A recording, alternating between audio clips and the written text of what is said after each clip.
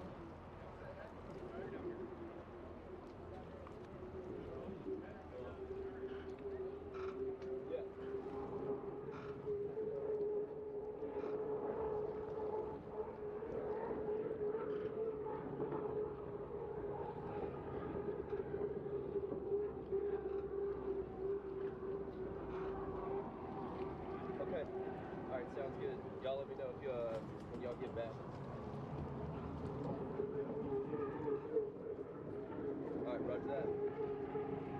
Oh, it's okay.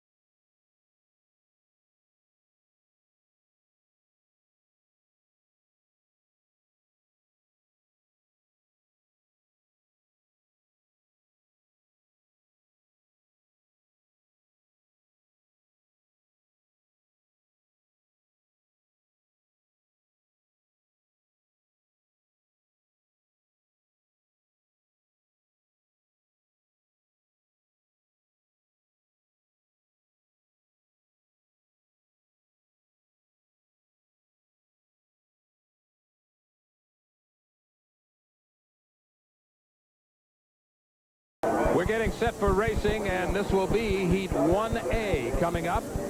This is the way they were scheduled in Heat 1A. The Tide, the Budweiser, Circus, Cuba's Express, Miss Rock, and Pete's Wicked Ale. However, we never got Heat 1A underway because as they came down the back chute, the Circus with Dave Bilwalk had a problem. Then he gets the boat on plane and tries to catch up to the rest of the fleet. Well, we knew he was in trouble right there because the fleet was already coming down around the final turn.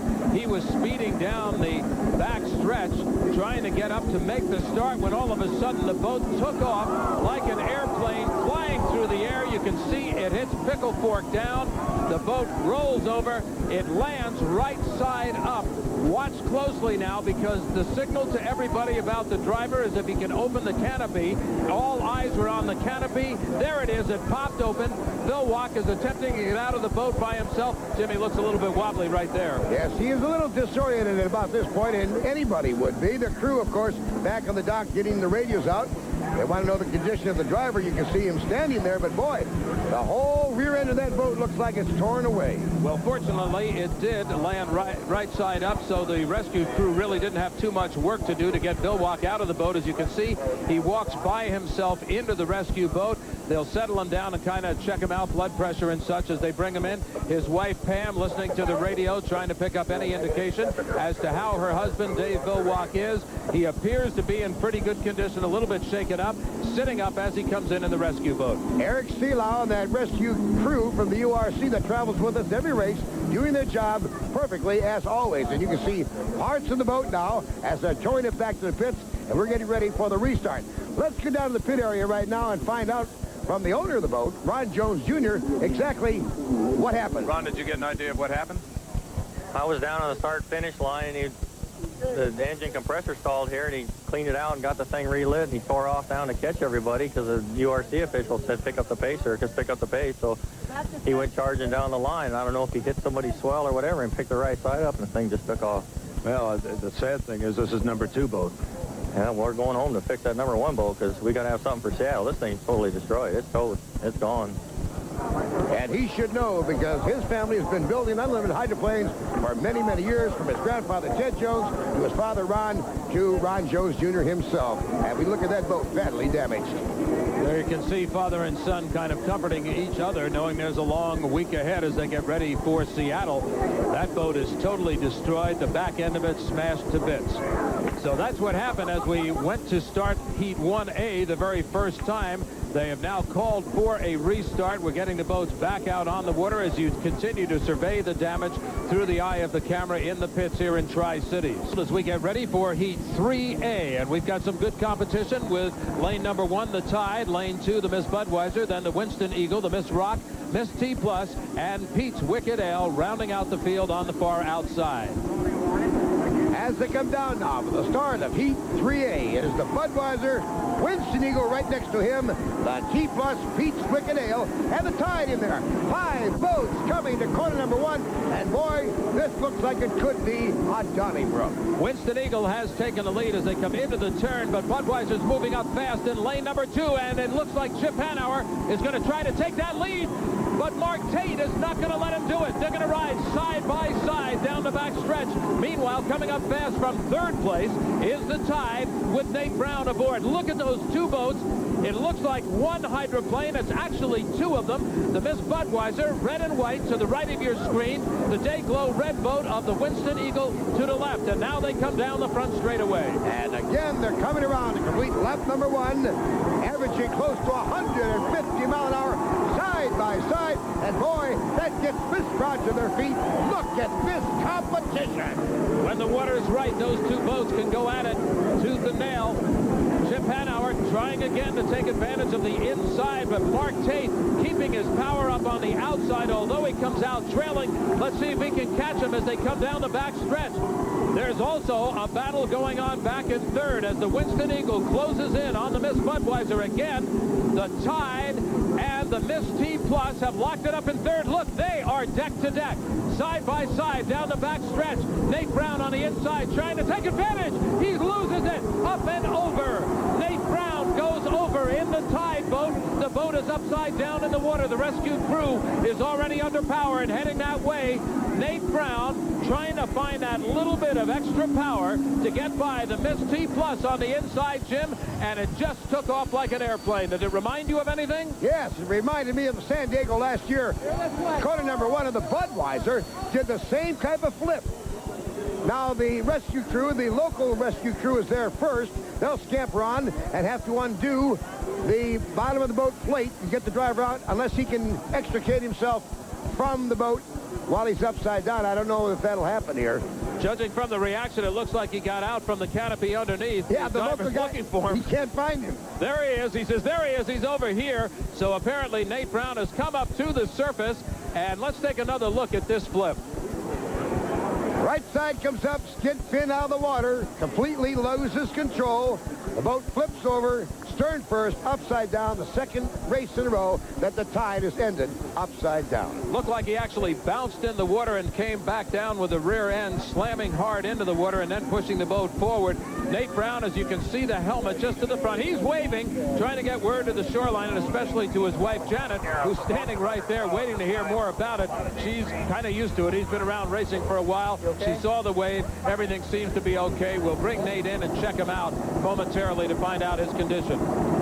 2 laps were completed before the tide flipped, so Heat 3A is official. It goes in the record book as a 2-lap heat. Here's the results. Miss Budweiser first, Winston Eagle second, Miss T Plus, and Pete's Wicked Ale comes in fourth. Jim, we just got word from the Tide team manager, Scott Smith, that Nate Brown apparently has been checked out. The doctors say he's okay, he's uninjured, so he is going to stay right here at the race course. And we're going to be back here at the race course in Tri-Cities, Washington, on the Columbia River for more wild rides right after this. Jim Hendrick on the Columbia River. There's a beautiful shot of the Tri-Cities area. And Jim, this is it. Winner take all. Winston Eagle, Mark Tate has chosen lane number 1. The Miss Budweiser will be in lane number 2 right beside him. Kellogg's Frosted Flakes will take slot number 3. In slot 4 will be Albertson's American Spirit, Mark Evans driving.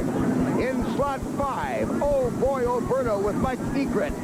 Pete's Wicked Ale will take lane number 6, and trailing by virtue of his win in the last chance, Steve David in the T Plus, as you see a whole bunch of rooster tails coming down for that starting flag. And all eyes are on the inside. Lane number 1, the Winston Eagle. Lane number 2, the Miss Budweiser. And there they go, deck to deck as they head down to turn number 1. Third place is in lane 3, Kellogg's Frosted Flakes. Mike Hansen trying to get up there with the Winston Eagle and the Miss Budweiser. Coming out of the turn onto the backstretch again, those 2 boats are deck to deck. It's going to be Miss Budweiser taking it by a slight nose. Winston Eagle getting very light coming out of that turn. That is the tricky turn. If you can make it through there and keep your power hard, you're in very good position. But if you'll notice, even though he flew a little bit on the turn, Winston Eagle stayed very strong on the inside for second. The only problem is, Dick, he is not second. The Winston Eagle, driven by Mark Tate, destroyed a buoy in corner number 1 in the first turn of the start of this lap. And he is now disqualified for 1 lap. Means he goes all the way to the rear.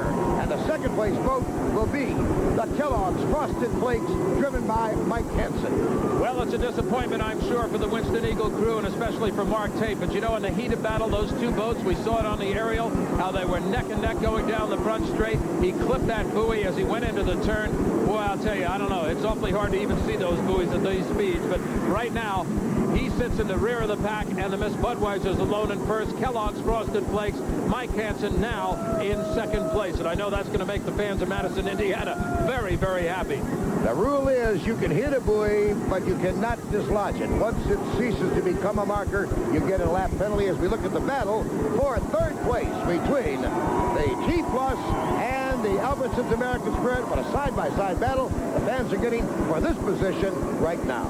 Jim, we have talked about the roughness of this course all day long. These 2 boats, the American Spirit with no tail, and now look at the T Plus. Look closely. You'll see that the horizontal stabilizer tail is dangling. It's broken, actually, and part of it is dangling down near that stack. Boy, I'll tell you, this river has taken a toll on these boats today. It has been very, very rough. Those 2 boats battling it out now for third. American Spirit, as we told you, back in 4th place, has no tail at all. He lost lost that one in the very first race of the day. If you, as we look at the 5th place, Oboe Alberto, could collect all the parts that have floated on this Columbia River today, you can make your own hydro. I think you're pretty right on that. Now, one of the boats that's come through with hardly any damage at all on it is the Miss Budweiser, and right now is leading 7th place. Pete's Wicked Ale with Mike Jones, who's really driving in his first day of active unlimited hydroplane competition. Checkered flag goes out. Winner take all.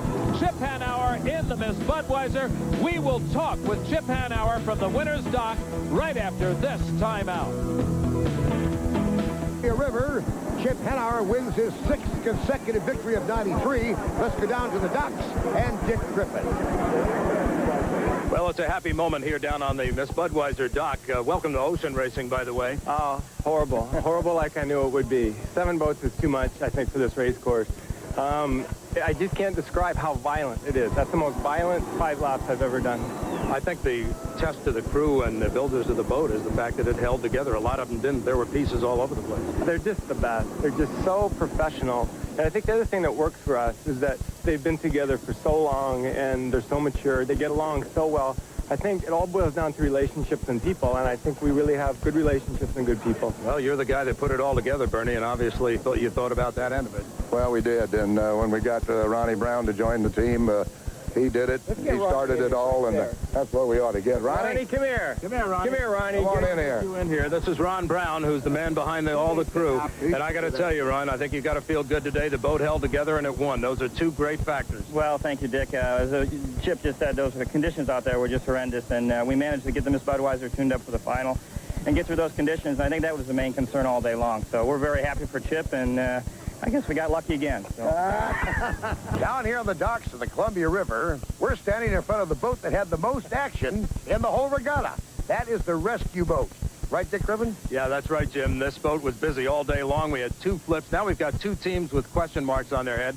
Tide team, I think, could get the boat rebuilt. Now they're going to have to go back to the first boat that they started racing for Circus Circus. That may be a question mark. The other boat is destroyed. I don't think they're going to get that put back together. But poor Mark Evans in the American Spirit, another boat that suffered a lot of damage out there, and I think he's still picking up pieces out on the course. Speaking of pieces, what do you have, Steve Montgomery? Well, this is honeycomb aluminum. It's the stuff they build unlimited hydroplanes out of in Seattle for the most part. Now they're going back where they built them and rebuild the fleet. A great day of racing, guys. Great action, but this kind of demolition, and the sport wouldn't last very long. And the fact that Seattle is the hometown for most of these crews, they will be in their own workshops very early tomorrow, getting ready for the next race. And we'll be there. On behalf of Dick Griffin, Steve Montgomery, I'm Jim Hendrick. So long.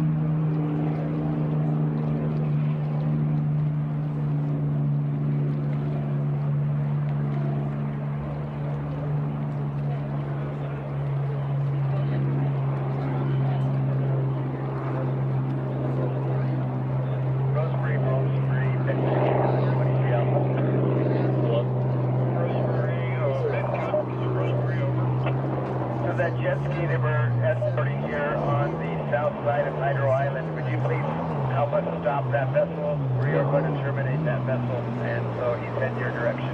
Me and Luke can get those past you. Please help us. Okay. Yep, so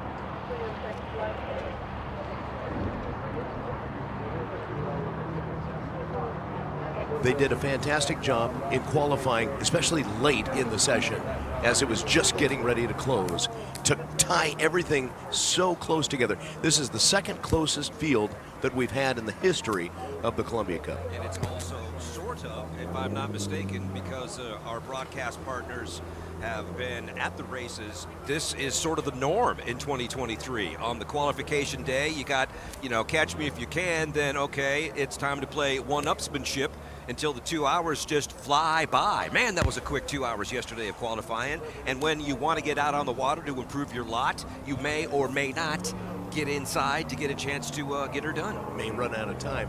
Now it's time to head down to the Neil F. Lamson pits and our American Radiator pit reporters, Brad Luce, Mark Ratner, Craig West, and Jeff Ayler. Good morning. Michael, Kurt, good morning. Welcome to day 2 of 3 of the 2023 Columbia Cup. It's going to be a good one, and I love what you guys were talking about there when you were talking about, and you said it had been that way all season. True statement from you. And even if you remember back to the test session that was here in early June, it was the same way. We had 6 or 7 boats within 4 or 5 miles an hour of one another. We've got 8 boats. It's going to be really, really competitive. So the top qualifier yesterday, the 9. And I don't know that we were surprised that Corey Peabody, Beacon Plumbing, ended up in that top spot, Brad. No, he's done it at the other stops. He was, he was not top qualifier in Guntersville, but he was in similar fashion in Madison, in that it was the third lap of the final qualification attempt of Saturday. And yeah, he got it done. So they're quick. We know they're really quick. And what that also tells us is the repairs that they had to do to the strut on that boat following their incident in Madison. I would say everything is 2 thumbs up in that regard. Really, really good. And the other piece to that puzzle, he's got a lot of speed. Corey can drive it, but man, the boat ride that he gets in that U9 is something special. The Beacon Plumbing, they're going to have to deal with it this weekend. Out on the course right now, the Grand Prix America boat with Jeff Bernard. That's the 79. And I know, Jeff Ayler, that's one of your favorites out on the course. But yesterday in the heat racing, we only saw one heat of the Grand Prix America series. But the assigned lanes proved to really be the difference for Greg Hopp taking the checkered flag at the 15 happy-go-lucky over turf. It did, Michael. Good morning to you and Kurt and our listeners locally on KONA and worldwide on the web. Yes, Greg Hopp made a wonderful start in lane number 2 in the Ice House Brewing presents Rapid Rabbit. That was key to victory. But, Michael, the boat on the course right now, Jeff Bernard, your 2-time defending Grand Prix America national champion in points, was in lane number 1, had a bad start. I talked to the team earlier today. They've switched out ignition boxes on this boat. That was kind of the culprit yesterday for the lack of horsepower going into the reliable Diamond Tool bad influence. So this is an important testing session right now for GP 79 with their heat coming up at 10:30. Well, Jeff Bernard goes to the entrance pin to turn number 2 at the top end of the course, gets to the entrance pin, and then just floors it and makes that timing run to start finish. He's coming down the front stretch now. A little bit of lumpy water out there as he pops it up in the air just a little bit, dives into turn number 1, heads over to Tire Factory turn number 2, and A.J. Brewster, good morning. Good morning. He looks good. So whatever problems he had yesterday with his ignition, it looks like they got it fixed because he's flying out there this morning. Yeah, that's one of the faster GP rides I think we've seen so far this weekend. Yeah, he's moving, man. So they got to be happy. Perfect conditions out on the water, though, Jeff Ayler, for these GPs to come out and practice.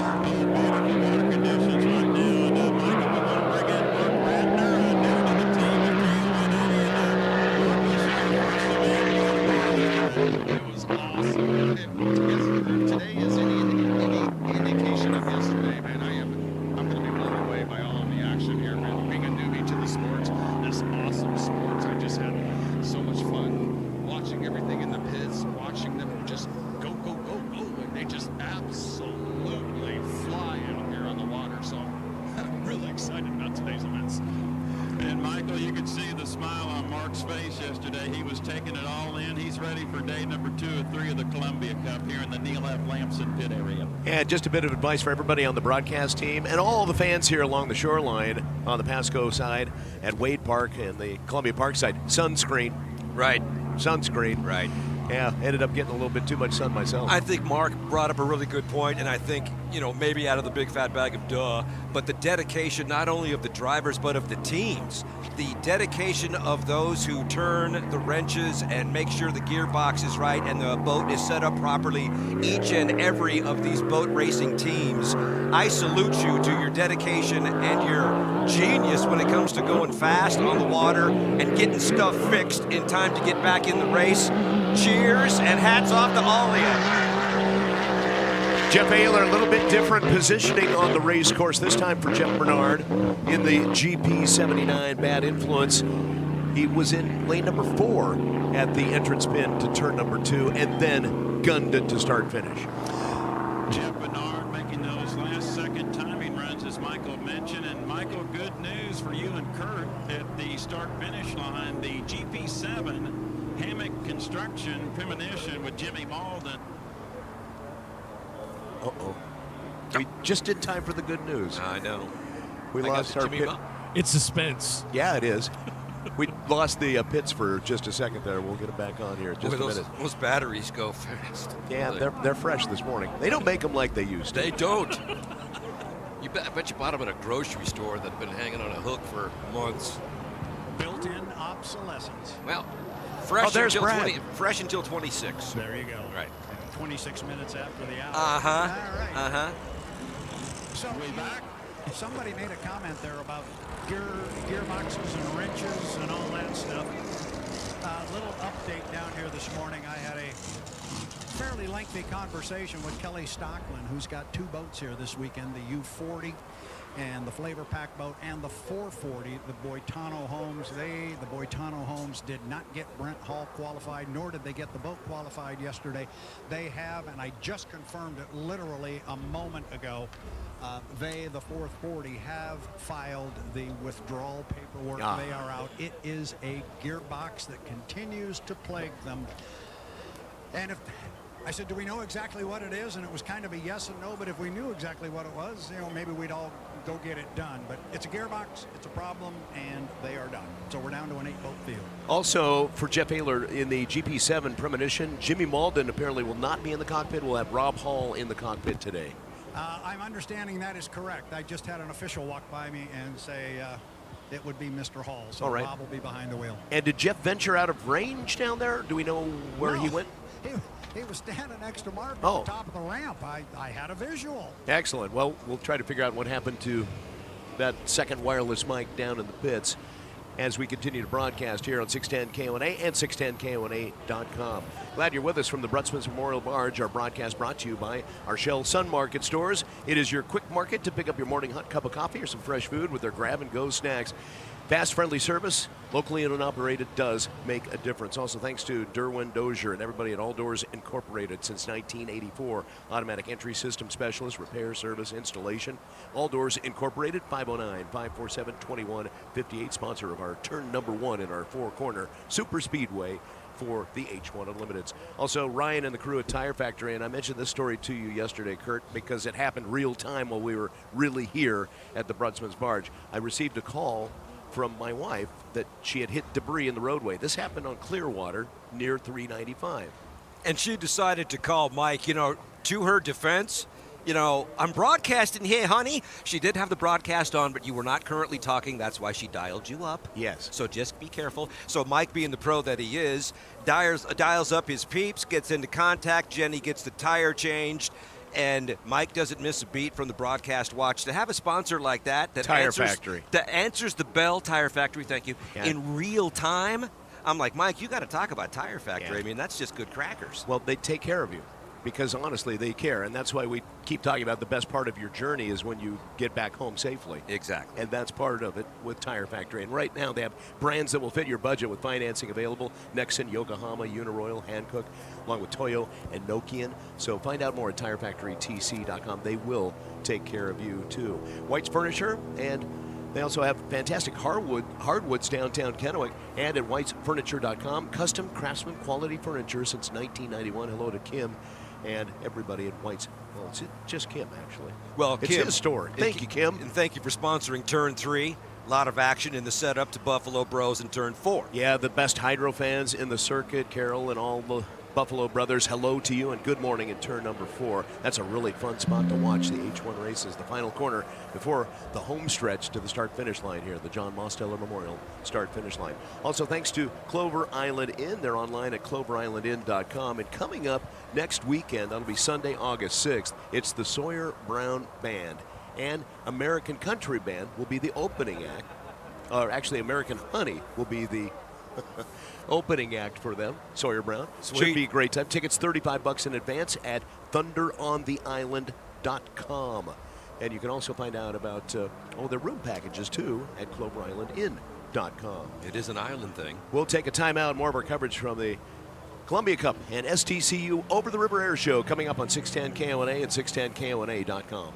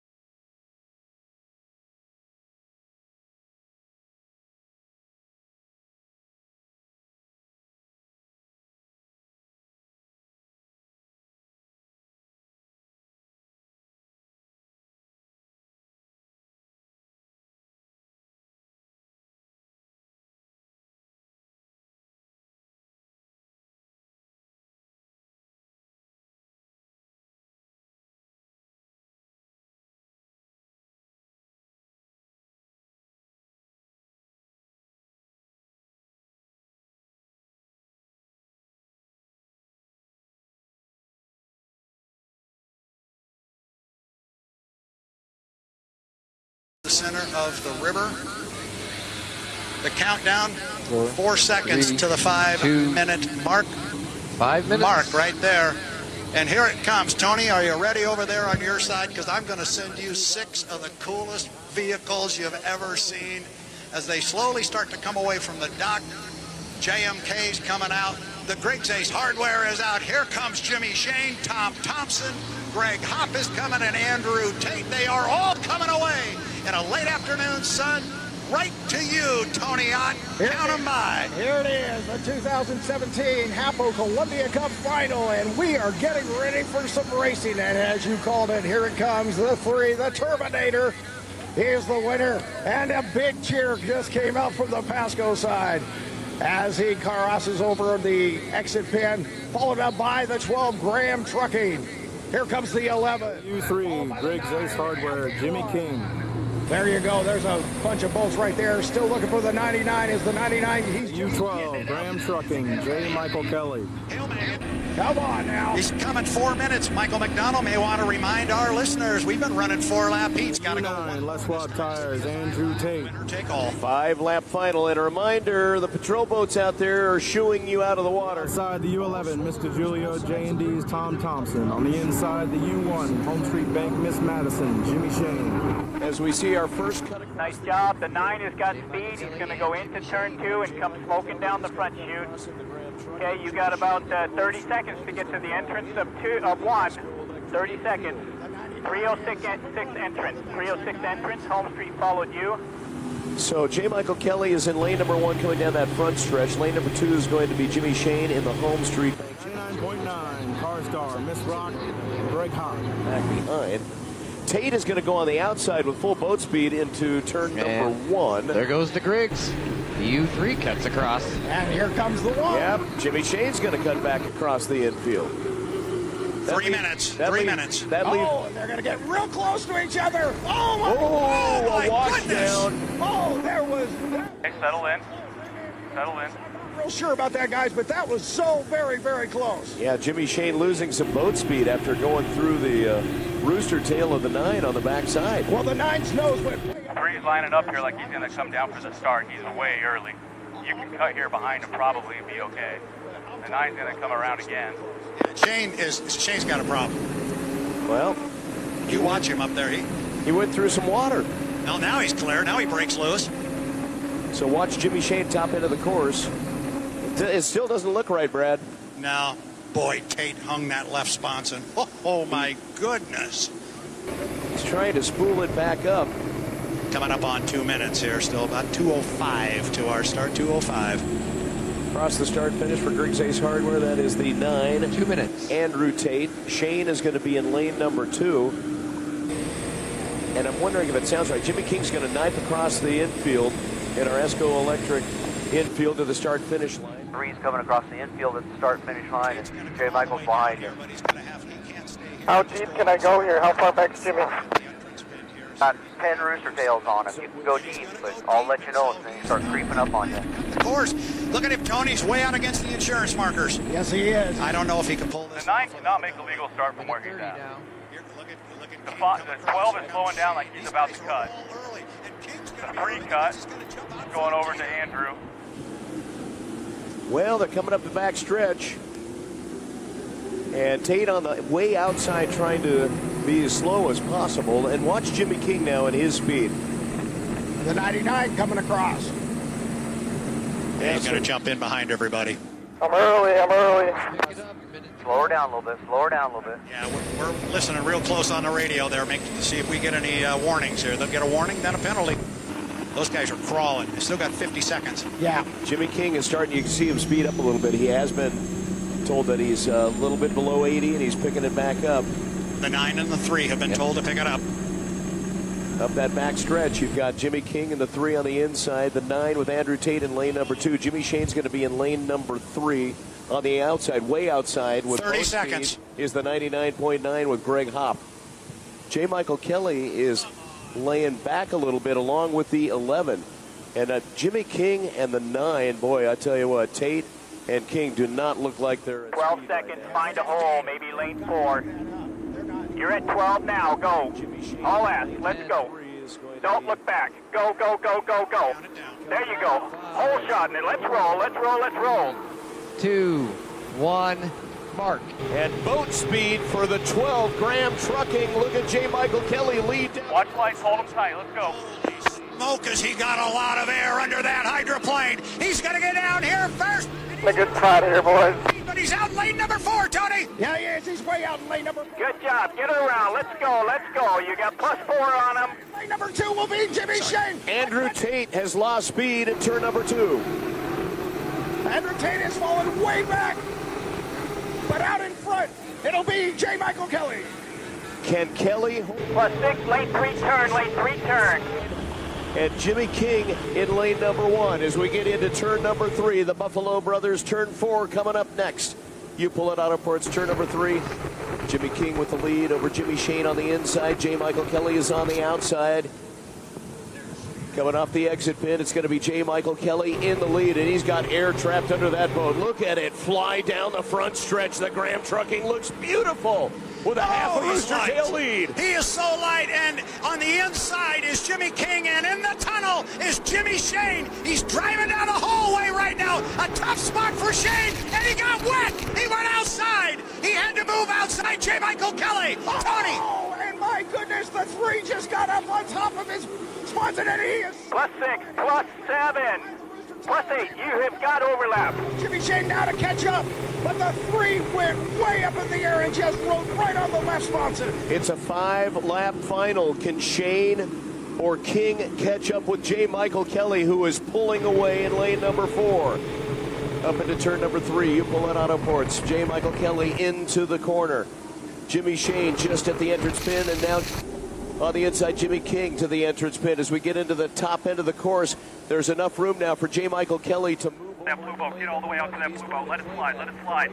For second place, Jimmy Shane on the outside, Jimmy King on the inside. Shane is going to lead as we come across the start-finish line. But look at J. Michael Kelly in the Graham Trucking. My goodness, he's already to turn number 1. Yeah, he's coming down here. He's got a big lead. Tony, watch his line through the corner. Make sure he stays tight to the buoy row. Whoa, big air under the 9. He is right on the buoy line, as you called it, Red. But the race now is between second place, and oh, they just got so close. The 3 nearly slid.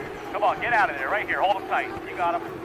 My, oh my, they were so close as they came through number 2. And the 9 is coming up in lane 4 in 4th place. Yeah, watch Andrew Tate trying to catch up with the battle for second place right now. But it's Shane on the outside. Look at Jimmy King, though, pull ahead on that back stretch. Up at the top end of the course into Buffalo Brothers turn number 4. Great run for J. Michael Kelly. He's at the exit pin at turn number 4. And then you've got Shane and King battling deck to deck, almost touching in turn number 4. Point, lock up, point. Let's go, let's go. Big air underneath the 3 with Jimmy King coming down the front stretch. J. Michael Kelly in the lead by 3 rooster tails now, heading into turn number 1 at the bottom end of our 4-corner super speedway. Tony. J. Michael Kelly, well out in front. He remembers what happened last year. He has a chip on his shoulder. The 12 is way out in front. And in second place, here comes the 3 out of the exit pin first. And the 1 still trying to catch up. But look at that Terminator go. Look at the 9. The 9's catching both of them. Doing fine. Just keep it on the water. You're gaining on Jimmy. Watch the lights. Keep it on the water. You'll pick him off. He's still got lots of time. Assessed at least so far. J. Michael Kelly, top end of the course. You pull it out of parts, turn 3 into Buffalo Brothers, turn number 4 at the exit pin now. That battle for second place continues, but Jimmy Shane has fallen back by about a half a rooster tail at the top end of the course, and he's in the outside lane. Jimmy King at the exit pin at turn number 4. Now at the exit pin is Jimmy Shane in the 1. Can Andrew Tate catch Jimmy Shane coming down the front stretch? Watch the... Keep it on the water. You're pulling it. Keep it on the water. Swamp boat down the front stretch. Yeah, there's a great run coming for second place, but the man who has never won in the Tri-Cities but has come close so many times, J. Michael Kelly, is on the verge of doing it. But wow, what a roll, my goodness. Tate just about blew it over. The whole boat was out of the water. It just hung there. He's down, Tony. And there goes the 3 ball. It's looking for second place, but J. Michael Kelly up there in the U-pulling auto parts turn 3. He's whipping those ponies. He's smelling a first place finish and the birdie tree for next year. At the top end of the course, your race leader now, J. Michael. 11 is down. 11 is down. Lane 6, exit pin, turn 2. By the way, the 11 is dead. Wow, let's celebrate, pal. Beauty. Turn. J. Michael Kelly onto the front stretch, walking it on the sponsor, back and forth to the start-finish line, and he will take the checkered flag. Jimmy King is coming into the second place finish, and now your battle for third. Hustle, hustle, hustle. He is airing it. Hustle, hustle. Let's go. Jimmy Shane is going to hold on for third place. How about Andrew Tate and the way he flew around and tried to catch up with Jimmy Shane? What a race in our final heat of action on the Columbia River for 2017. And J. Michael Kelly, outside lane, gets the victory with boat speed and excellent timing at the start of the race. Absolutely. So we talked about that. Was it the lane 1 selection that got him in that 4th heat, that gave him all that speed to dominate the heat the way he did, even with the penalty? Well, I think we know the answer. It was not the lane selection. It was whatever they found in that boat after heat 3. And a 5th place finish now for Greg Hop. What a fantastic race. J. Michael Kelly snaps the streak as Jimmy Shane stops at 3 consecutive. And now there's 1 to add to the trophy case for J. Michael Kelly. Congratulations to the 12. And a real bummer for Tom Thompson in the 11. Mr. Giulio presents J&D's stem acceleration, going dead at the top end of the course, way outside on turn number 4. At least he was out of the way. That was definitely a benefit for the rest of the racers out there. That's a quality finish and some really fast race boats out there. And Andrew Tate really hit some rough water, Tony, down there in between 1 and 2 in our 4-corner super speedway, and had to back it off and almost lost it when he was trying to catch up to Jimmy Shane and claim that 3rd place finish. It was incredible. There were several boats down here that got up and out of the water, but they were just balancing just so tightly on top of those rollers. It one sponson at times. It was just an amazing way of driving, of handling the water down here. Again, it's such a mess down here when all those boats are going at it, but they were able to get through it. Nobody got up and over, which is a good thing, and we've got a winner for our 17 Columbia Cup.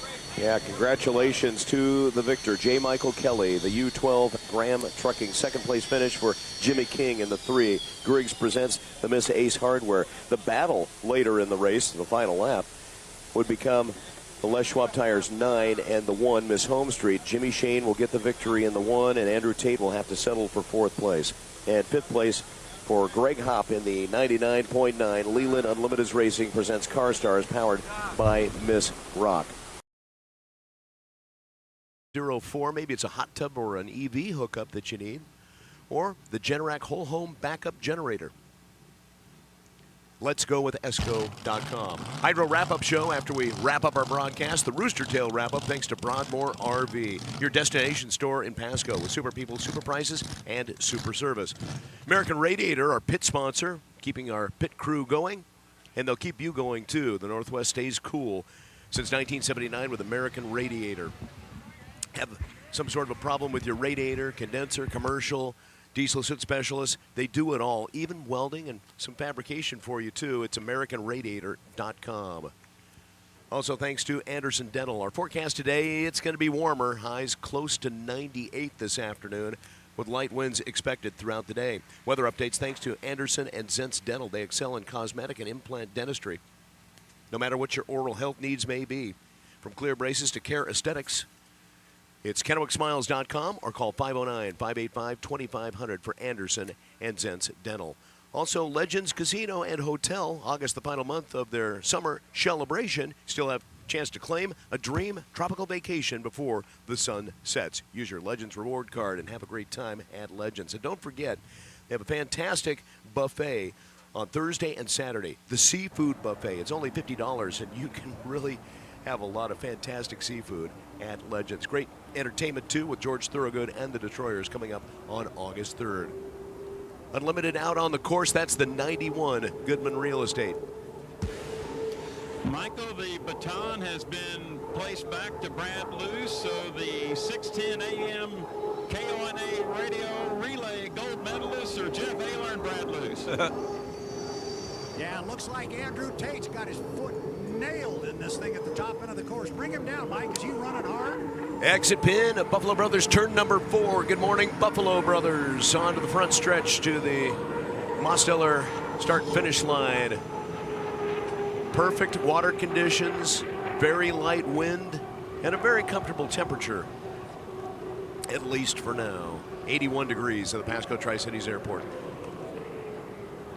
He's going to be joined on the race course by our newly qualified rookie. Bobby King comes away in the U12 to Graham Trucking, but that was a nice lower corner, AJ, for Andrew Tate in the 91. U91, Andrew looks really good today. Not any bouncing, really tight in the corner, a lot of speed. He looks pretty good this morning. On a slow ride up the Columbia backstretch, on the Griggs backstretch, is Bobby King in the 12 Graham Trucking, and he will be the trailer boat in that Heat 1B. Coming up at 4:30 this afternoon, thanks to Connell Oil. Hey, Michael. Yes. What is a trailer boat? Not on the front line. Okay, so he's got to sit back. How many lengths? And outside. Brad, I don't know that there's really a boat length stipulation. I can never remember this. It's either 5 seconds behind the clock or 5 seconds behind the field. And I know I've got somebody listening at home who's going to text my phone in about 5 seconds. Perfect. And tell me what it is. I think it's 5 seconds behind the clock. That's correct. I spoke to Bobby King this morning. 5 seconds behind the clock. Thank you very much, Jeff. And for the folks up in Turn 4, Buffalo Brothers, I spent a few boat races myself up in Turn 4. The old trailer boat comes amazingly close to the shore. Well, that's where he will be later. You are going to be able to see if Bobby, did you shave today? You'll be able to see whether or not a 5 o'clock shadow is on Bobby King, because, yeah, he'll be that close there, Buffalo Brothers. Of course, that's one of the draws of Turn 4, my friend. Boy, that Graham Trucking boat looks so nice. Black sponsons with the red cockpit and cowling. It's been a difficult 2 years away, but welcome back to the Graham Trucking peeps. On the inside, Tate as they head into all doors, turn number 1, and back over to Tire Factory, turn number 2, and A.J. Brewster. Still looking really good. Andrew Tate right around the corner. The U91 is set up for today. I don't know what the time is, but he's looking pretty good, although he's laid off right now. I'm not sure why. 158.8. That's quicker than his qualifying speed, is it Yeah, not? yeah, it is. Not too bad. Hey, joining us on the broadcast, Eric Goranson, host of Around the House on 610 KONA from Tri-Cities, went to Kamiakin High. How are you? Good, brother. Thanks for having me on, man. It's nice to have you in town, back for races. You got it, back at the hometown. So, you have attended this event for years. You got it. I grew up off Canal Drive, so how could I not, right? Did you watch from up there, or did you come to the park? Both. Depending on the year, yeah. I had friends up in the neighborhood, so when I got older, I was hanging out with friends a little bit more, watching it, but anytime I could get down here easy, I was down here. So, how did you end up in broadcasting, and what brings you back for the Water Follies this weekend? So I started out high school. 88.1 FM. There you go. You know, we've got a lot of people that went through Tri-Tech. You got it. Great class, and ironically got me into radio and TV now.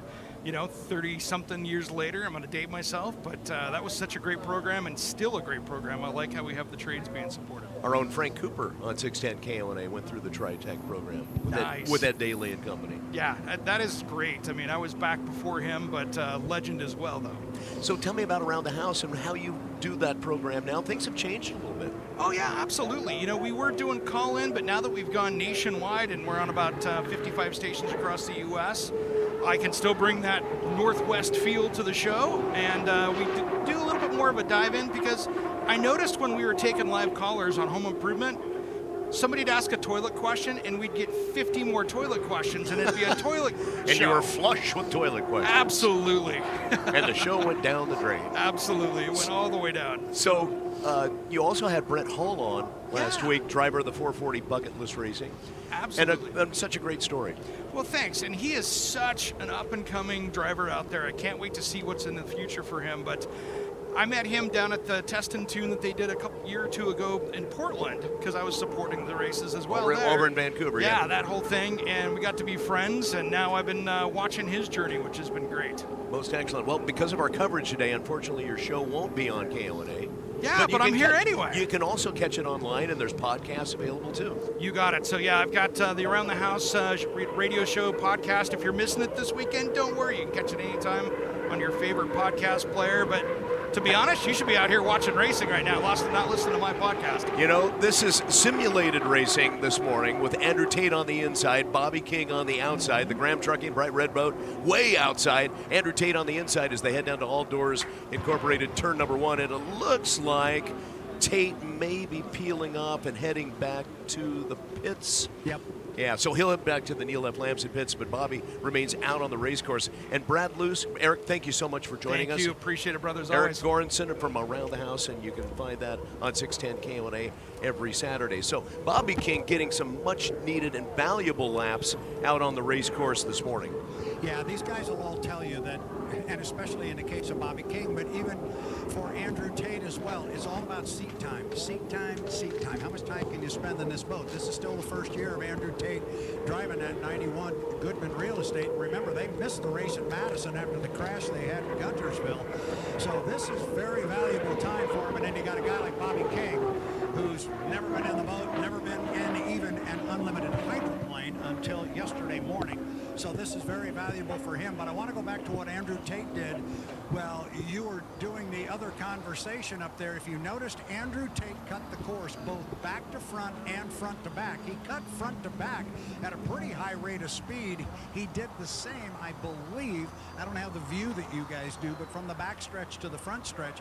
And there's only 2 rather narrow spots where you can cut this course legally in an H1 Unlimited, and others areas are off limits, and you can get disqualified if you go through one of those areas. The drivers have course maps. I don't know if you have one there taped down, Michael McDonald. It's on my phone. Pardon me? It's on my phone. Okay. If not, you might want And you're right, it is narrow. It's much wider heading from front stretch to back than back stretch to front. And the only place they can turn from the front stretch to the back stretch, and I watched Andrew closely to make sure he did it legally, is around the GP corner. It's between the GP corner and the lower corner down here. That's the only place you can do it. Or on the green buoys. Okay. I'm the Brad guy. can't see I that. can't see the colors. Yeah. Are they the pointy ones? Yeah, and they were the green pointy, and yeah, he was right along those. Perfect. Yeah, and I know that the officials up above may have another copy.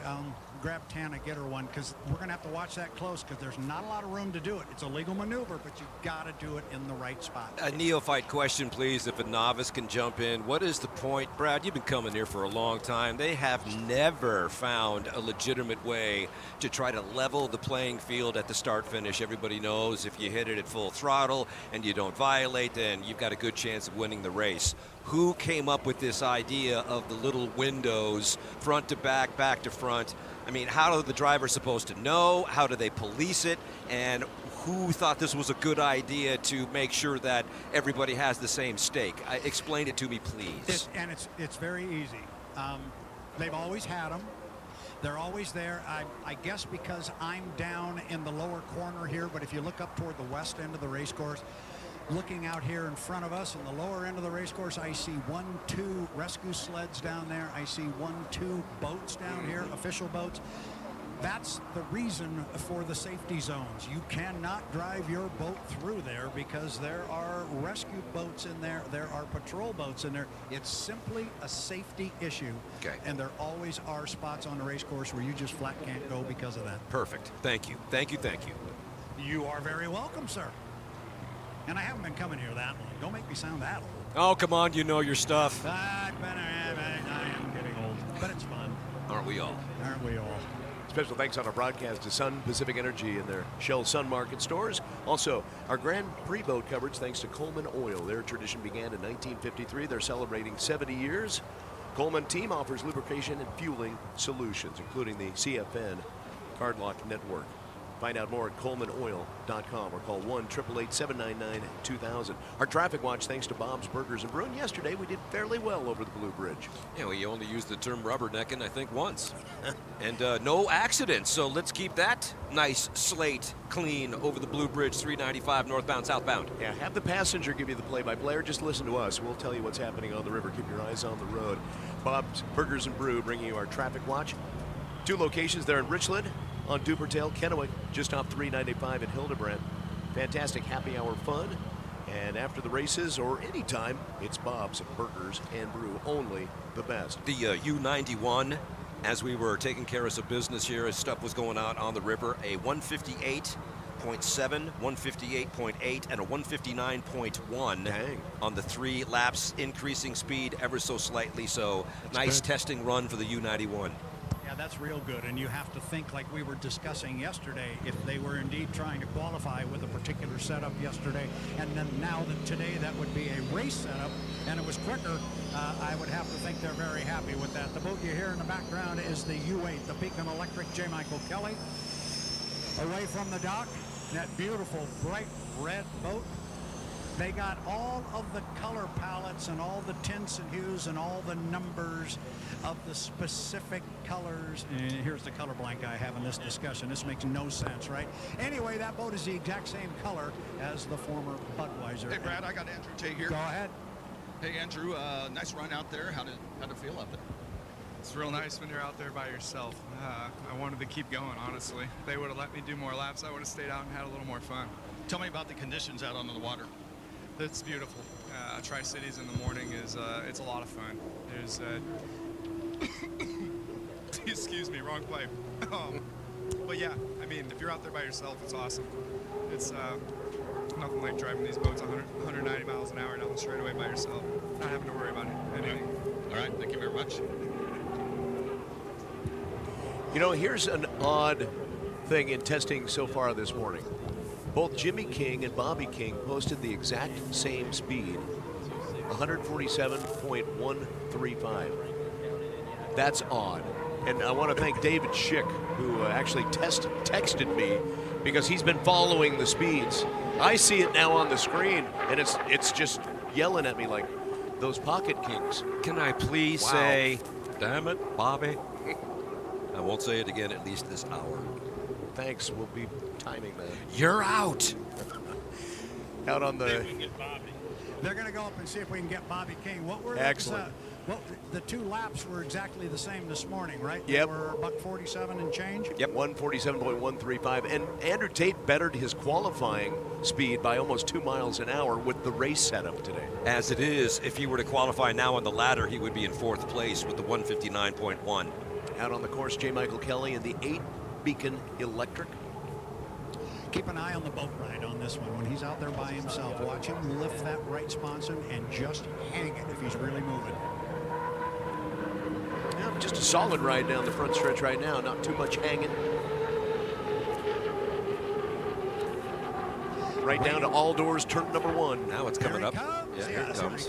Coming hard down here to the lower corner. Same thing that we had with Andrew Tate. Beautiful boat ride in the front straightaway. AJ, nice boat ride. The U8 bouncing just a little bit as he comes around the corner, but keeping his speed nice and tied in on the lane. J. Michael Kelly looking pretty good this morning. A little bit of chop over there in Tire Factory, turn number 2. Hey, special thanks to Joanna and everybody over here at Foodies. A wonderful buffet as part of the Start Finish Line Club that we had a chance to enjoy before our broadcast this morning. They will be open at 10 a.m.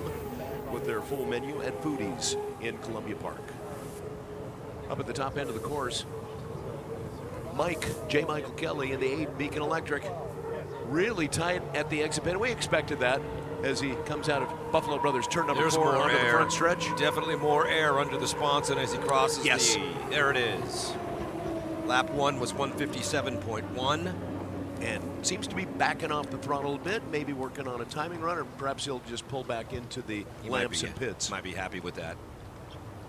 Yep, looks like he'll peel off back into the lamps and pits.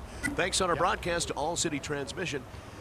They give you fair, honest, reliable service that puts your mind at ease. Visit them at allcitytrans.com, bringing you our tech reports from the Lamps and Bits. Coverage of the backstretch brought to you by Griggs for tailgating fun. They have the pop-up canopies, Yeti coolers and coasters, so much more. Outdoor fun at Griggs, the Tri-Cities Ace Hardware stores too. 4 locations and at griggsonline.com. Also thanks to Thornworks. You know, if your house isn't happy, nobody is. Thornworks, commercial construction, residential construction, remodels too. Find out more with Thornworks. We'll take a timeout. More of our coverage of the Columbia Cup and STCU Over the River Air Show coming up on 610 KONA and 610KONA.com.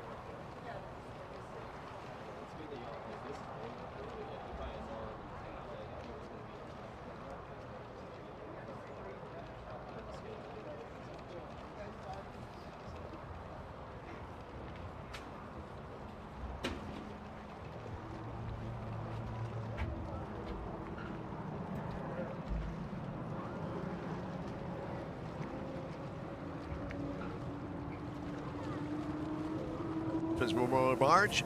Perfect timing as we have another boat out on the water.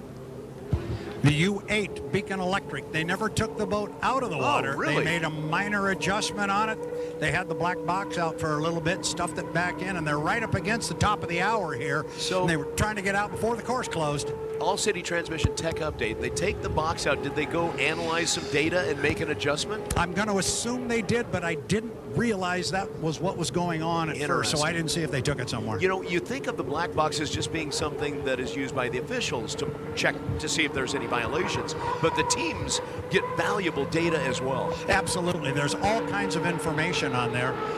The officials during the racing just want to look at a couple of pieces of data, but you're right, there's lots more on there. As here comes Mike down to the lower corner. There's that fly of the right sponson, and he's at the entrance pin looking solid. Minor change, but still looks good, AJ. He looks really good. J. Michael Kelly and the U8 flying today. Seeing a lot of air on this over the front of his boat too as he's flying down on the backstretch. A lot more, AJ, than the last run that we saw him just minutes ago. A lot more. Hey, I got Jimmy King here. Bobby King, sorry. Go ahead, Mark. Oh, hey, Bobby King here. You just finished your run earlier. How did the boat perform? Boat's running really, really well. You know, hats off to the Graham Trucking team. Everything that I've asked for, they've given to me. It's a great piece of equipment, and we're just, you know, kind of creeping up on it. They haven't been out on the water in 2 years. This is my first time in an unlimited hydroplane, and we're gelling really good as a team right now. And we're just going to kind of be smart about it, creep up on it, and we'll kind of see what the weekend holds. Now, I'm a newbie to the sport, but I can't imagine it happens very often that you and your dad have identical times. No, not very often, that's for sure. And I mean, you know, just to kind of even be up there with my dad or even be up here with any of these guys, you know, I'm thrilled to be here, super happy. I'm happy that, you know, the boat's able to do it and that, you know, I'm able to do it with the boat. So, you know, just, you know, hats off to that whole U3 team down there. They work just as hard or maybe a little harder than anybody in these pits. And they're going to be there come Sunday, I can tell you that. Thank you for your time. Thank you, Bobby. Got J. Michael Kelly in the U8 Beacon Electric, 161.059. Whoa. Did they find something? Yes. Apparently they did. They found a couple miles per hour, that's for sure. He's been really riding high. Backstretch, front stretch, crossing the finish line. Now he's got his foot out of it, so definitely got what he wanted. It'll be interesting to see what this second lap was all about, but that first lap, a 161. Yes, indeed. Proceed. Agreed. It looked like to me, while the interview was going on, that the second lap would be faster than the first lap. He looked really great, especially down the front stretch, and flew around that corner. He's going to have some good times. So he had the fast lap of the first time out, just prior, was a $1:59 and change, and then that was a 161. 161, and lap 2 was a 159.8. 161. I think there's going to be a smile upon a young man's face when I get down here, and I'm on my way down to that part of the dock. So as we come up near the top of the hour, I do want to remind race fans, as far as the SDCU Over the River Air Show is concerned, you do not want to miss the F-35, and I'll tell you why. Everybody who I texted over the course of having been privy to this information, you're going to want to have your cameras ready, because the flares that you saw yesterday, that's just the beginning.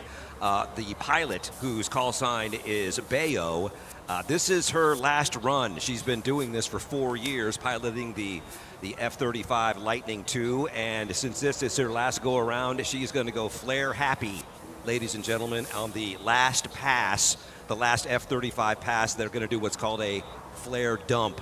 So fasten your seat belts and get those cameras ready, because the F-35 presentation today and tomorrow will be something I guarantee you have never seen before in person. Yeah, and from what we heard, it'll look almost like a waterfall of flares. The biggest Firefly presentation you've ever seen. I cannot wait. We're going to light up the day in the middle of it. That bit of insight from Master Sergeant Jonathan Whelan from North Myrtle Beach, South Carolina, with the demo team. He flies the backup plane. There's 2 F-35s here over by Bergstrom Aircraft at the Tri-Cities Airport. So I imagine a number of car alarms will be going off, and a number of pets asking their owners with the eyes, what is going on here?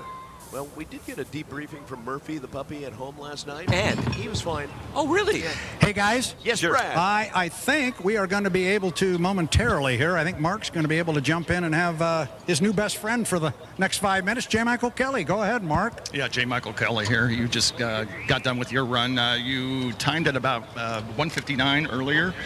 You made some changes. 161 this time around. What did you change?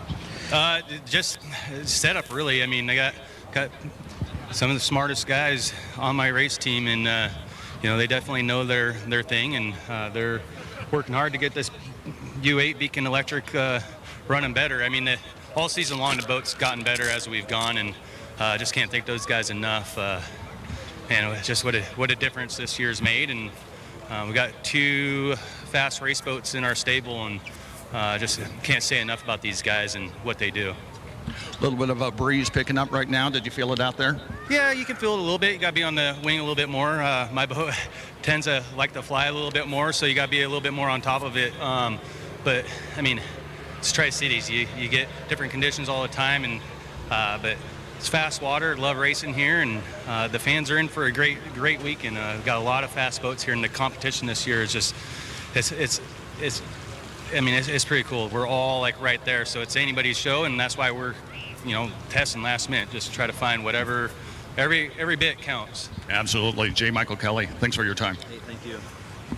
Mark Ratner, one of our American Radiator pit reporters, along with J. Michael Kelly, finding a little bit something extra in the freaking Beacon. Well, I love what some of the new wrinkles going on this weekend. Talked about the flares for a little bit. Also, if you're catching the YouTube broadcast, some of the camera angles with the drone footage, you are literally seeing mist going on the camera lens. The drone is so close and tight in between turns 1 and 2. It is catching the rooster tail mist, and to see that in real time, it's just extraordinary work. And we continue to pioneer new ways to bring this sport to you with the excitement and the color and the pageantry that it should be associated with. This is just straight up fun.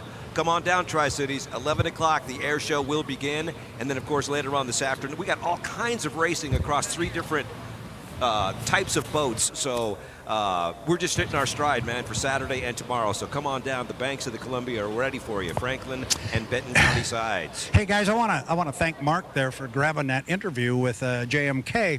And I thought the best part of the interview, Mark, was everything that J. Michael Kelly didn't tell you. What did you change? It was just, setup. Well, the boat never came out of the water, so they found something.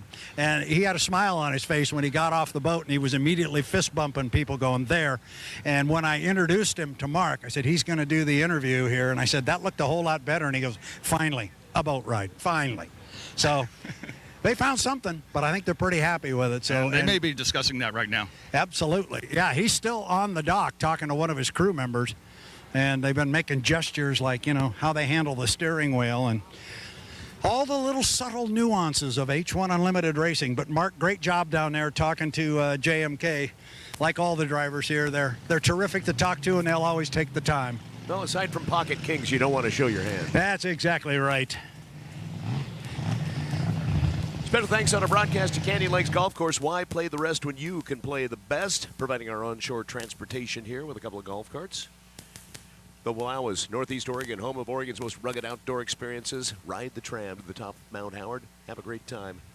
Details, WallowaCountyChamber.com. Also, Columbia Basin Paper Supply. They've been delivering quality janitorial products, reliable service to the Tri-Cities over 76 years. They're at 515 West Columbia Street in Pasco. Yeah, they deliver Apollo Heat and Air. Maybe you need a new system. Get an online estimate. It's that easy. Replace that old HVAC system. Go to ApolloHeatingAndAir.com. Answer a few simple questions, and they'll send you a quote. That's ApolloHeatingAndAir.com.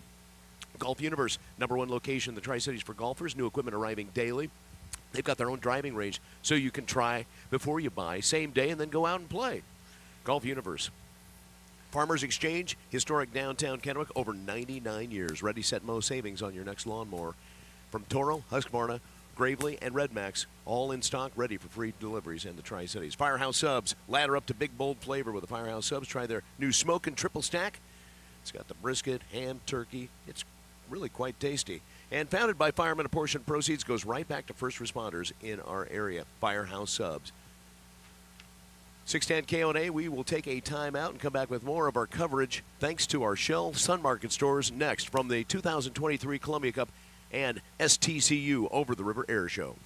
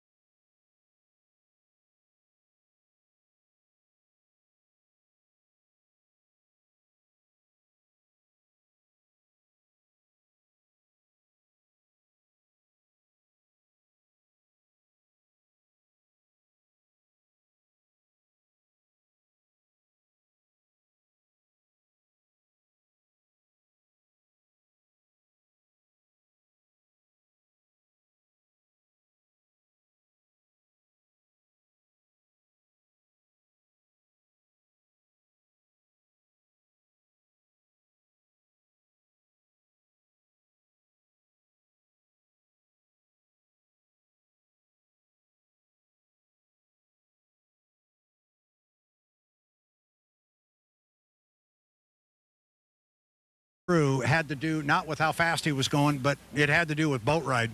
And maybe that's what they were trying to do, just turn the wick up and see how the boat would handle it. Maybe knowing they had a different motor combination that knew would run faster, and they just wanted to. Yikes. Yeah, that sounded. My molars are now a little readjusted, but maybe that's what they were doing. And, you know, it doesn't cost them anything because it was a test session. So maybe they just turned up the wick and wanted to see how the boat would handle it, and they were happy with that and found out what they wanted. Couldn't ask for better river conditions as we get ready for the Grand Prix America Heat number 2. Let's head across the pond over to Tire Factory turn number 2. How are you guys? AJ Brewster. Man, what a beautiful day. Now, people are just starting to come in right now. There's still a lot of space over here, but, of course, remember, you got to have tickets and everything for Saturday. But, man, what a beautiful day on the river. And for me, what's interesting about what just happened with J. Michael Kelly is, of course, he had some violations, but that they didn't even have to take the boat out of the water to make those adjustments and actually make it a couple miles an hour faster. That's amazing to me. Yeah, the real question, though, and what kind of adjustment did they make, fuel flow, and to both a violation problem on those last fast laps that they ran? And how do you rein that in? That's part of the deal. It's part of the. That's probably why they ran up to the trailer so quick to kind of discuss and take a look at that. Right. The readings, the telemetry out of the black box to figure out how to tone it down just a little bit and find that sweet spot. Or like we were saying, maybe they just turned it up and didn't care. True.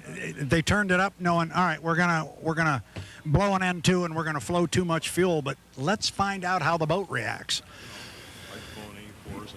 How prevalent is that, Brad? It happens a lot. Okay. Absolutely, it happens a lot. Not during testing, or not during qualifying, because then it does cost them. Right. And certainly not during racing. But in a test session, that's what you're doing. You're testing. Will they be able to know how much they went over so they can just adjust it just a little bit? And bring it back? Absolutely. Perfect. They'll know exactly how much and how much to ratchet it back or kick it up, whatever they have to do.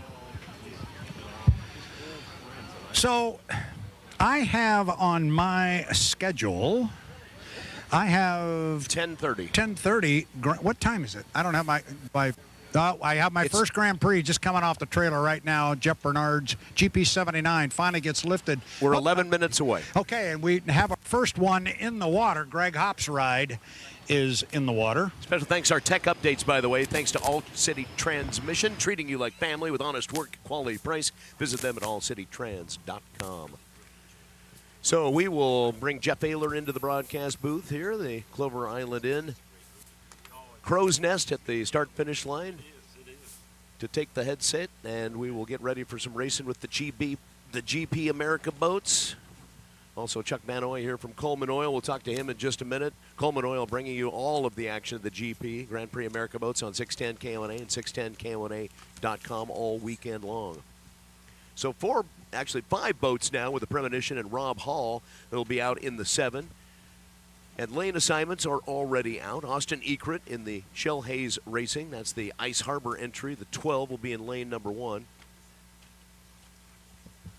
Austin Eccles. Check that. Dustin Eccles, rather, will be in the 17, Trust Company. The 15 in lane 3. That's the Happy-Go-Lucky with Greg Hopp, the Overturf entry. 79, Bad Influence, Jeff Bernard, lane number 4. And lane number 5 will be the Premonition with Rob Hall. Jeff, welcome to Start Finish. Michael, good morning. Great to be back with you. Boy, the Columbia River looks in perfect condition right now as we're preparing for Grand Prix America Heat number 2 at the Columbia Cup. And you went over the lane assignments, and Michael, I got word from Larry Lynn, who is Dean Rojas today and tomorrow, as Dean had to leave on business yesterday. The Trust Company presents Miss Renee in lane number 2, Dustin Eccles. They will go to the outside. You saw yesterday in heat number 1, they had a fabulous start and went dead in the water off turn number 1 on lap number 1. Richards Racing, they're breaking in a new engine, so they're going to use this as a testing period in the 5-minute warm-up period. Dustin will be to the outside, then more than likely will pull back into the pit area before the heat begins. So that's one update for our fans along the shoreline. And watching, of course, online with www.h1unlimited.com through YouTube. That's interesting. They didn't have a chance to get out in the testing period with the Trust Company boat to see how it would react, so they'll move to the outside.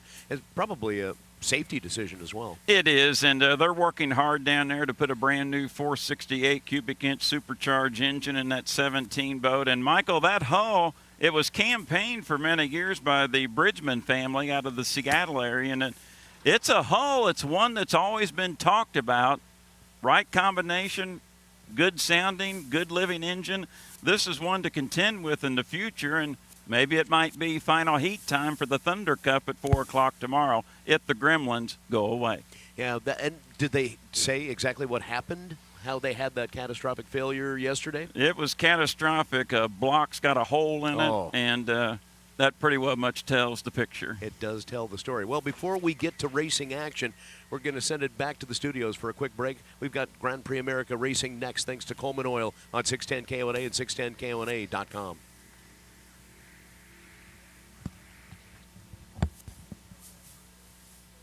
I'll come back up. Brad, he said I can come back up and help you with the 2.5 again because he was having a hard time seeing what it said. Yeah, so am I. And I'll go back down. I put the golf cart key in my billfold. It's still down there? I just You've got it? Okay. Yeah. And then I'll be back up probably around 1-ish. Okay. And then we'll go from there. Perfect. Thank you, Jeff. Stay up here then. Well, doesn't take that long to get down there when you got a golf cart. I'm not near as good looking as the other person that was here before. Well, you're a pretty good feller. I saw you trying to enter the blue ring. I fired myself. No, I'm not doing the small boats. Oh, okay. It's going to be a few. But yeah.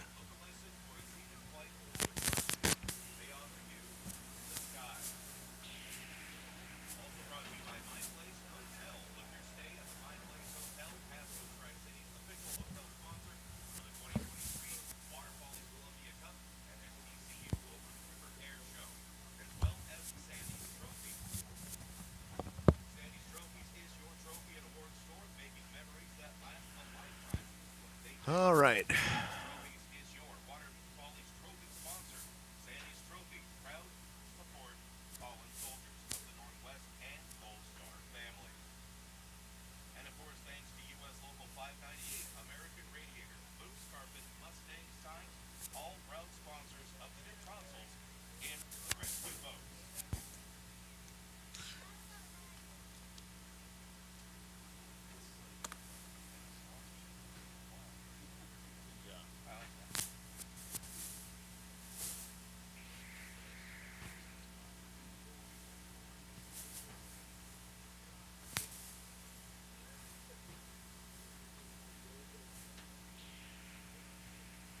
Standing by.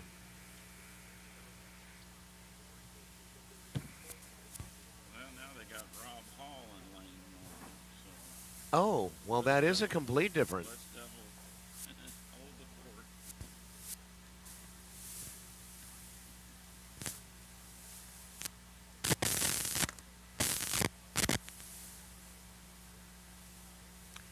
Coming back. Makes sense because they invert. Based on points? Yeah. I get it. That levels the playing field, doesn't it? Here we go.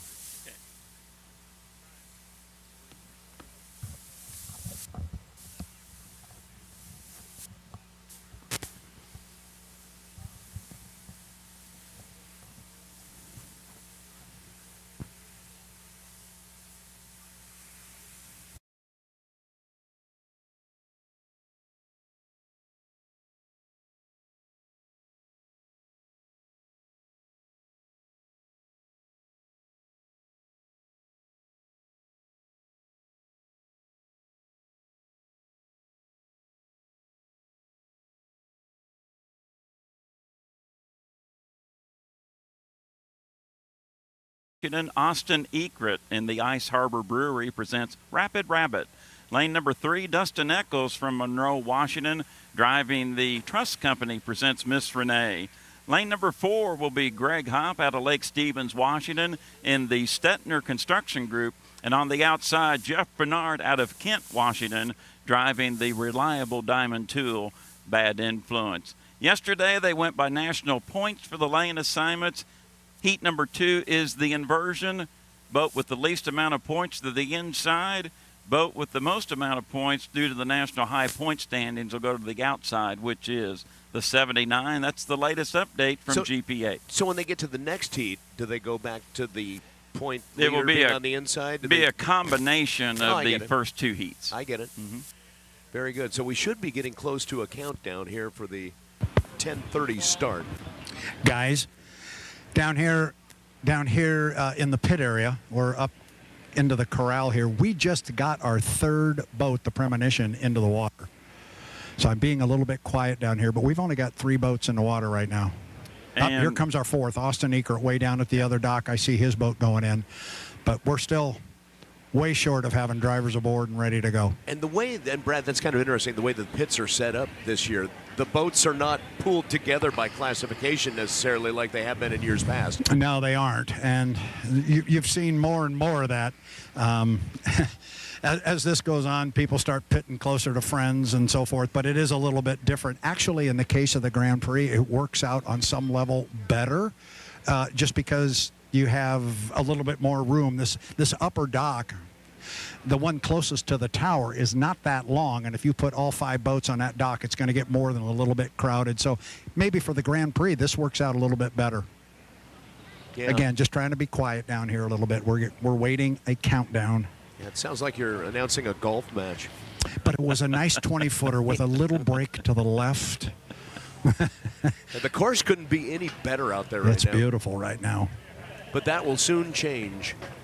I'm introducing Mark to the corral down here. Oh, good. Yeah, how you don't say anything while you're here or you get thrown off. So I'm going to turn my mic off and step back. We've got 4 boats in the water. And we have 4 Pelicans in formation coming down the Kennewick shoreline.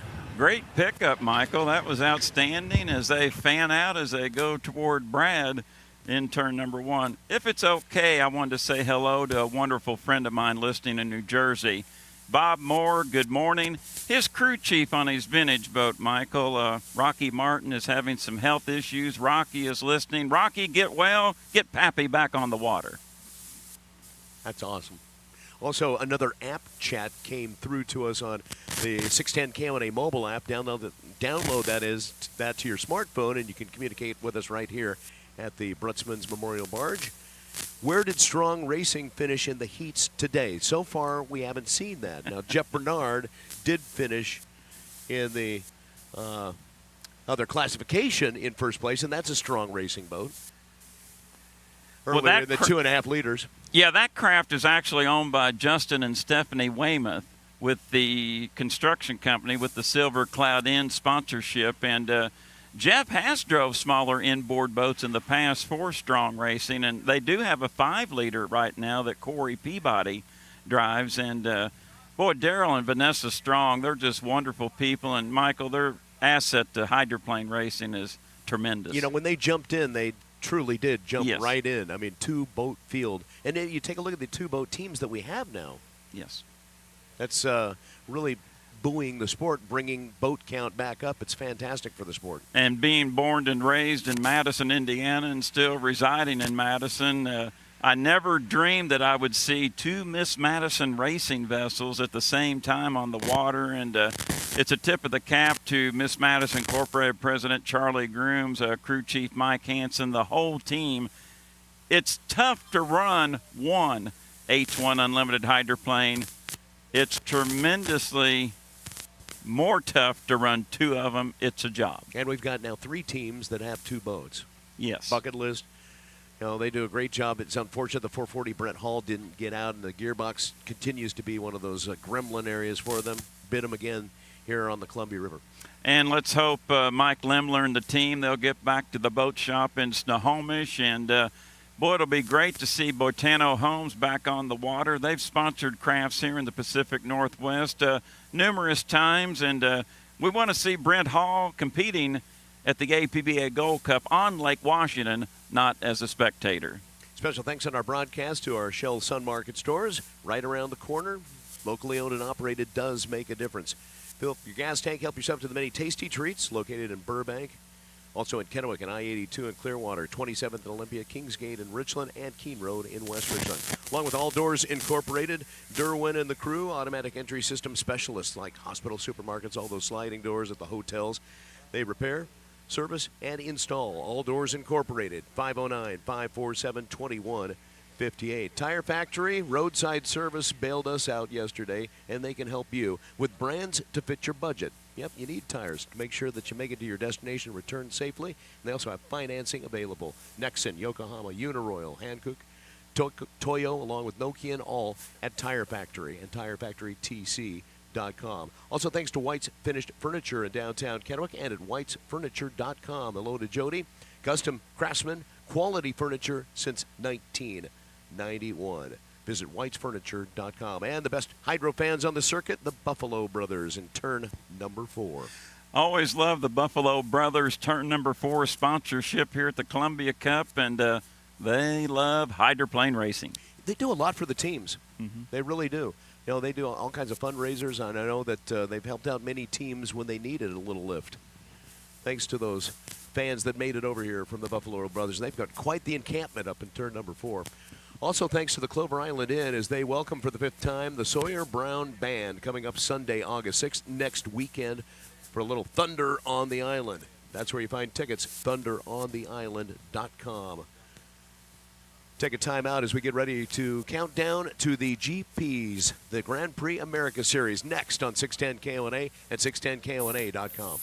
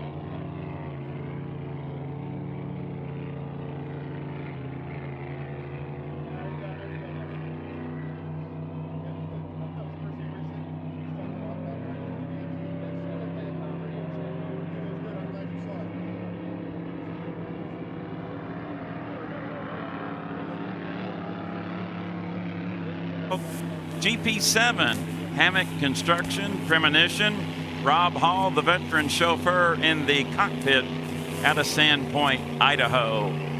Looking down in turn number 1, we have our 3rd boat coming out, and that will be the dominant yellow with the verticals. That is the Stettner Construction Group, GP15, Greg Hopp drives out of Lake Stevens, Washington. And Michael, that was the heat winner yesterday in heat number 1. That old craft at 25 years of age, it can still get it done. No doubt.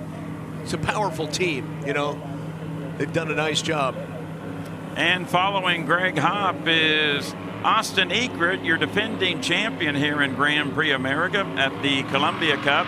Austin driving for Bob Shellhays, and the Ice Harbor Brewery presents Rapid Rabbit, and we're still looking for the Trust Company presents Miss Renee. They had a blown engine yesterday in the first heat and looking to break in a new 468 here in heat number 2. We're 2:15 until the start of GPA heat number 2. And Michael, they rev up the valley here on the Columbia River. That's some real thunder on the river. And our coverage of the Grand Prix America is brought to you by Coleman Oil on 610 KONA and 610KONA.com. Lanes are only going to have 4 boats in this one. So unable to answer the call, the Trust Company 17 and Dustin Eccles. Thank you, Brad Luce. They did not put the boat in the water, so you've got your 4 right now coming up on 135. Thank you, Brad. So Michael, unfortunately, will be down to 4. So lane 1 will be Rob Hall. Lane number 2 will be Austin Ekrit. Lane number 3, Greg Hopp, and Jeff Bernard to the outside from the latest information we got from GPA. But I think that's going to flip-flop here, as it looks like Ekrit will go to 1, Hopp in 2, Hall in 3, and Bernard in 4. But I think Bernard will slide in 3, and Hall will go to the outside here in Grand Prix America. Heat number 2, we are coming up on 1 minute. 1 minute until the start. Second largest hydroplane class on the planet, 24-foot boats, 2,700-pound racing vessel, a 12-foot width, all powered by the 468 cubic inch big block supercharged engine. Straightaway speeds, these boats are capable of doing 170 miles per hour, but in competition here on the Columbia River, I expect 155 miles per hour at the end of each shoot. Brad, we're 30 seconds away. Looks like a nice alignment. We're ready to rock and roll here in GPA. Yeah, the 3 boats up front of the backstretch, they came down here hard. It was Austin Ekrit who trailed the field, but he's closing up on him now, coming up on 15 seconds. Get him started, Jeff. Thank you, Brad. Greg Hopp in 1. Austin Ekrit in 1. Greg Hopp in 2. Jeff Bernard in 3. Rob Hall to the outside. We are 5, 4, 3, 2, 1. Mark, it appears to be a clean start. We're racing in GPA Heat 2, and Brad Bernard is hauling the mail in the lead. Bernard's coming down here hard. He's got about a boat length and a half, but I'll tell you what, he's got Hopp going by him on the inside. Hopp by about 3 boat lengths down here, Jeff. Hopp with the advantage, shorter way around. Greg Hopp, your leader in the Stettner Construction Group. Jeff Bernard second, Reliable Diamond Tool. Austin Ekrit in third, and Ice Harbor Brewery. And now we got a deck-to-deck battle halfway up the back chute. Bernard is pulled on the outside. A beautiful race entering turn number 2 here in Grand Prix America Heat number 2. Hopp to the inside, Bernard to the outside. Working through the second turn. There's Hopp, there's Bernard. Hopp's lead is down to 2 boat lengths. We'll come down to complete lap number 1, and Bernard charges on the outside and takes the lead. But Brad, coming to you, Hopp still has that advantage, shorter way around on the inside. Hopp's got that high straightaway speed. He's got more top end speed than Jeff does, and he pulls right up alongside. It's literally half a boat length. Hopp out in front, Jeff. Hopp, beautiful turn, entering turn number 1. Rough maneuvering in the corner. Hopp, Bernard is there, heading in the rooster tail, and now Bernard regains the lead, and Hopp slowed momentarily. We're halfway through Grand Prix America Heat number 2. Jeff Bernard now extends the lead, making 6 boat lengths over Greg Hopp. Austin Ekrit in third, Rob Hall in fourth.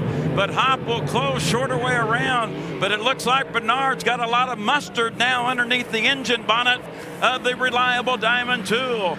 2 complete, 1 to go, and now Brad Bernard took a hop at the start-finish line buoy with Hopp in second, but now Bernard's lead a little more comfortable. Yeah, I think Bernard's in much better shape now. He's got some clean water to run through down here, and he can pick his arc to the corner. Got a full rooster tail on Greg Hopp.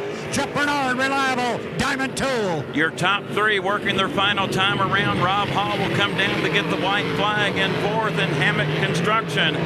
Jeff Bernard, your 2-time defending National High Point champion in Grand Prix America, the 2021 winner here on the Columbia River in GPA. Final turn, final lap, Grand Prix America Heat number 2. Jeff Bernard doing double duty this weekend in 2.5 liter, but he will win Heat number 2 in GPA in the Reliable Diamond Tool. Second place, and it was a great start for Greg Hopp in the Stettner Construction Group. Second place for, and Austin Eckert going dead in the water about 100 feet away from the finish line.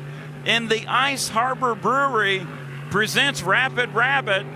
Brad, let's keep our eye on Rob Hall. These could be big third place points for the Premonition Hammock Construction Group, and Austin Eckert has already popped the lid on the canopy, and Rob Hall will cross and get third place in the Hammock Construction Group. Brad, heartbreak down in the 12 camp of Bob Shellhays and that team. Yeah, that's a tough break, like you said.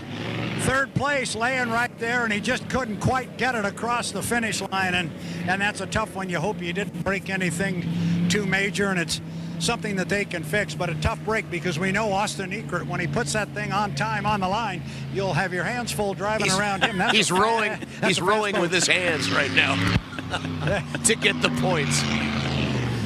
Oh my, doing the Henry Bennett invitation here at the Columbia Cup. Austin Eckert in the Ice Harbor Brewery presents Rapid Rabbit. And Michael, that's the defending champion here, their first time out in 2023. And now he goes over to oar the left side, but he needs to be underneath his own power to get those points. So good run by Bernard. So you don't get credit for oaring across the finish line? Rowing? No. Yeah, I think he popped his top, too, to get a little wind going. Try to use it as a sail. That's just unfortunate. Boy, he could see the Mosteller Memorial start to finish line and couldn't get there. You know, the end of lap number 2, that's the perfect turn for Jeff Bernard. And that's where he ended up winning the race. And unfortunately, on the inside, Greg Hopp, I don't know if he hit rough water, what it was. Hey, guys, can I jump in here? Go right ahead. Mike Grindell, what are you talking about? Well, we're pretty disappointed with yesterday's run, and we made a couple bad adjustments, but we figured it out overnight, and Jeff drove a heck of a race, got a great start, and never gave up, and, you know, it's all about the team. I got down here on the dock just as you yelled, "That's what I'm talking about." Anyway, congratulations, great run. I get pretty emotional on this stuff, you know. We work awful hard at it, and, you know, we come here to win and do our best, but it's definitely a whole team effort, and we want to thank our sponsors, Ready 2 and Jonathan Thompson and Greg Walden over at Atomic Screen Print. We really appreciate your help to get us all the way out here. Well, we want to turn it right back around and thank you for bringing it out here, because that's fun stuff. That's good racing. That was a great race. Him and Greg, you know, put on a really good show. Really They've done that before. They have, and I got a feeling there'll be a lot more this weekend. Good luck the rest of the Thank night. you. That's boat owner Mike Grindell. I just happened to hear him holler when I got down on the dock. We still had a lot of noise going as Rob Hall was just about back to the dock, so it was loud. And Jeff just got here. We'll let him get the obligatory bottle of water. The congratulations from wife, kids, all that good stuff. So what you missed, young man, when you got to the dock was Mike going, "That's what I'm talking about." I know you expect to be out front every time you run, but these guys are making it harder and harder. Oh, yeah, everybody's running pretty good here in GPA. For some reason, we got this bad luck, and hopefully we're behind that. Went out this morning and prepared to test after yesterday's heat, made some changes, and the mag box went out as soon as I got on plane. So just little things that's not anybody's fault. Keeps taking us out or setting us back at the beginning of the weekend or at the end of the weekend, like Valleyfield with the final heat. Thank you, Jonathan Thompson, Ready 2.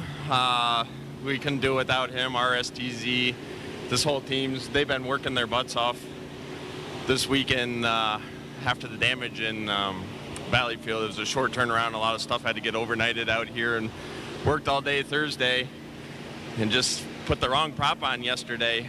Just grabbed the wrong one, and we knew we had the boat.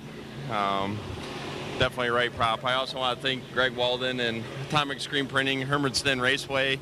They're helping us out too this weekend. So 3 more to go. We got to get ourselves a couple more wins, get us back on the inside lane for the final heat is the goal. I think the idea too is if you're going to have some trouble, have it during the test session. Seemed to run fine during the race. Yeah, it just when you start the weekend off, you're leading points because the 88 isn't here. We get lane 1. and you come out of that heat in third. It's disappointing, and we got to put our head down and work and get those points back, because now it's the points for the weekend that dictate your lane after this invert. So got to keep working our way up the points ladder for the weekend and get ourselves back in lane 1 for the important heat.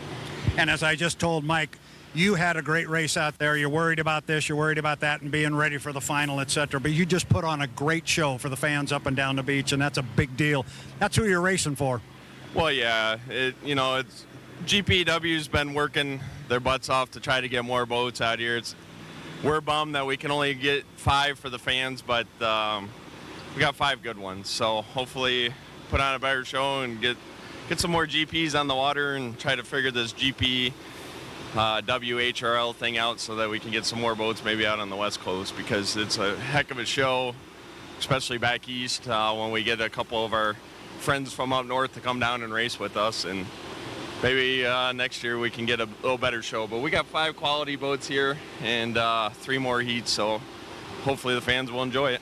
They're going to enjoy it. I'll let you turn around. I think you got a major sponsor here who'd like to say congratulations. Thanks for the great race, Jeff. Thank you. All right. He's going to have a word with Jonathan Thompson of Reliable Diamond Tool. Gets a hug and a handshake.